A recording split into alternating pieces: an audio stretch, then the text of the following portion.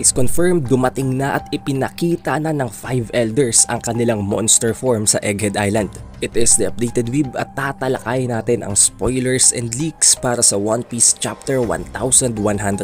Sa pagsisimula ng chapter, nakita na ng mga Marines maging ng mga Vice Admiral ang tumama na Black Lightning. Karoon ng scene na ipinapakita ang parabang headquarters nila sa Mariwa at wala na doon ang 5 Elders. Subalit ang naiwan na lamang sa kanilang mga kinatatayuan previously ay ang mga magic circles or ang pentagram na ginamit din nila sa pagsamo nila sa Egghead.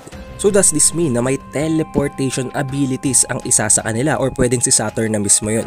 Nagulat na lamang si Luffy nang makita niya ang 4 pang naglalakihang mga anino sa likod ng usok na naidulot ng mga Black Lightning. And then nagpakita at ina-reveal na nga ang 5 Great Elders sa kanilang monster form. Makita natin dito na napakalalaki talaga ng 5 Great Elders na parabang langgam na lamang itsura ni Luffy dito. Ang isa pa sa nakakatakot sa 5 Great Elders na ito, lahat sila ay nasa Beast Awakened form at meron silang black cloud na bumabalot sa leeg. Dito ay nai-reveal na din ang kanilang yokai or beast names. Ang kay Saint J. Garcia Saturn ay ang Gyuki, kay Saint Marcus Mars naman ay ang Itsumade, o ang isang parabang napakalaking ibon na parabang isang Pokemon na kamukha nitong si Archeops, subalit mas nakakatakot. Si Saint Topman Warcury naman ay ang tinatawag na Hookie or ang isang parabang baboy ramo na may 4 na pangil. Si Saint Ethan Baron Venus Juro naman gamit ang form na tinatawag naman niyang Bakkotsu, isang parabang skeleton na horse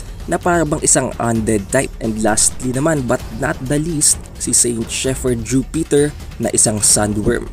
Pero sa chapter na ito pa lang makita mo na kung sino ang paboritong elder nitong si Oda. Nagpakitang gilas agad dito si Venus o itong si Saint Ethan Baronus Juro ng gilas sa pamamagitan ng pagtatransform niya sa kanyang hybrid form wherein nananatili pa rin parabang isang skeletal horse ang kalahating katawan niya, subalit mula sa leeg nito papunta sa taas ay mini-maintain niya na ang kanyang human form na parabang isang centaur. Sa pamamagitan ng kanyang skills ay ginamit niya ang kanyang abilities para makita ang location ng lahat ng pacifistas at ginamit ang kanyang frozen blade or frozen sword para hatiin ang mga pacifistas at fino-frozen ang mga circuits sa loob nito para hindi na ito gumana. And within just a matter of seconds, na wipe out niya ang lahat ng pacifistas sa loob ng Egghead.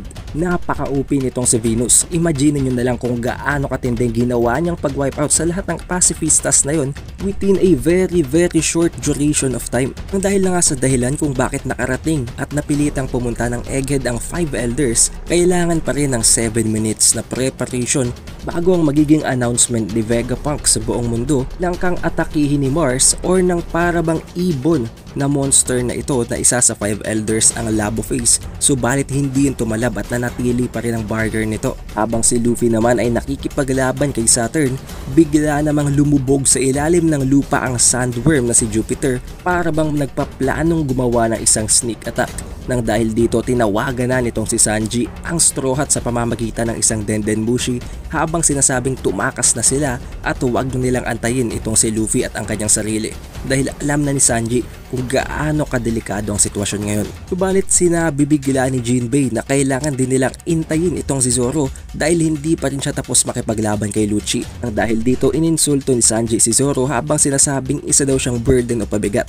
Nagalit naman itong si Zoro nang dahil sa kanyang narinig na dahilan kung bakit tinigil niya na ang pakikipaglaro kay Lucci. Habang napatalsik ni Lucci ang isa sa kanyang mga katana, unti-unti siyang lumapit kay Lucy habang iniiwasan ang mga atake nito habang sinasalo ang umiikot na katana sa ere at ginagamit kay Lucy ang kanyang bagong teknik na tinatawag niya na Santoryu Kokoba Madaragari o ang tinatawag niya na 3-sword style Huhuvahel Stripe Hunt na nag-one top naman kay Lucci. And isipin nyo, hindi pa yon ang full strength nitong si Zoro dahil hindi pa man lamang niya sinusuot dito ang kanyang bandana. Nagbalik naman ang scene sa pakikipaglaban nitong si Saturn kay Luffy wherein biglang nag-emerge sa ilalim ng lupa si Jupiter. Si Jupiter ay ang parabang sandworm habang nilalamon at kinakain si Luffy. Buti na lamang biglang dumating si Dory at si Brogy habang ginagamit ang kanilang bagong atake ng Taikyo no Ko o ang Sanso na ginamit nila para putulin ang ulo ng sandworm na ito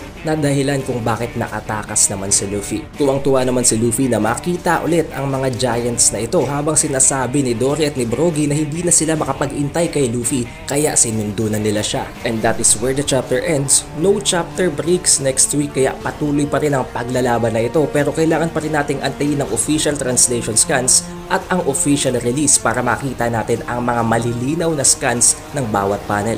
Don't forget to leave a like, subscribe at i-ring mo na din ang bell button para palagi kang updated and notified tuwing magkakaroon tayo ng bagong chapter reviews para sa Jujutsu Kaisen, Black Clover at One Piece. It is the Updated Weeb and I'll see you in the next one.